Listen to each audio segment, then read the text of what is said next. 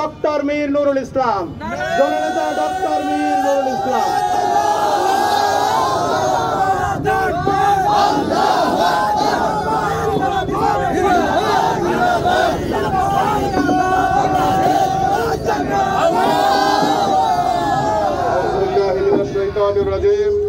বিসমিল্লাহির রহমানির রহিম। সংগ্রামী সভাপতি, সম্মানিত জামাত নেতৃবৃন্দ, সংগ্রামী তাওহীদি জনতা, আসসালামু আলাইকুম রহমতুল্লাহ।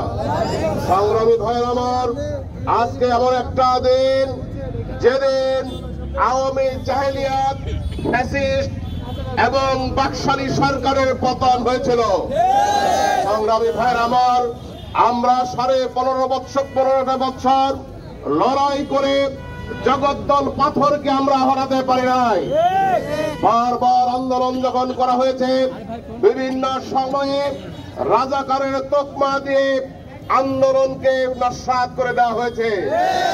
আমরা দেখলাম 15 তারিখ 14 তারিখ রাতে শেখ হাসিনা আবার যখন বলল রাজাকারের চাকরি, রাজাকারের নাতিরা চাকরি পাবে, মুক্তিযোদ্ধার ছেলেরা চাকরি পাবে না, এবং তারপরে শুরু হলো আন্দোলন। সেই আন্দোলনের মাধ্যমে আমরা দেখলাম ঢাকা বিশ্ববিদ্যালয় থেকে শুরু করে প্রত্যেকটা জায়গাতে তুমি কে আমি কে, রাজাকার রাজাকার, এই স্লোগান দিয়ে আওয়ামী দুঃশাসনের পতন ঘটানো হয়েছে।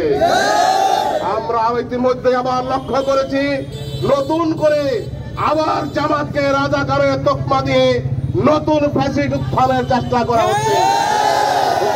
করে দিতে চাই, এই ধরনের তাল বাহানা করে নতুন চাঁদাবাজদের এই তকমা দিয়ে জামাতের আন্দোলনকে নস্যাৎ করা যাবে না।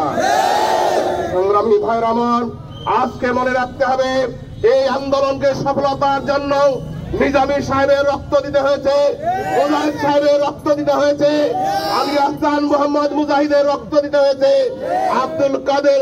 আব্দুল কাদের মোল্লাকে রক্ত দিতে হয়েছে, কামরুজ্জামানকে রক্ত দিতে হয়েছে। তাদেরকে অন্যায়ভাবে ফাঁসিতে ঝুলিয়ে মনে করেছিল তারা আন্দোলনকে দমিয়ে ফেলবে। আমরা প্রত্যেকটা আন্দোলনের সময়ে আমরা প্রমাণ দিয়েছি, জামাত ইসলামীর লোকজন অন্যায় করে নাই, তারা রাজাকার ছিল না, স্বাধীনতা বিরোধী ছিল না।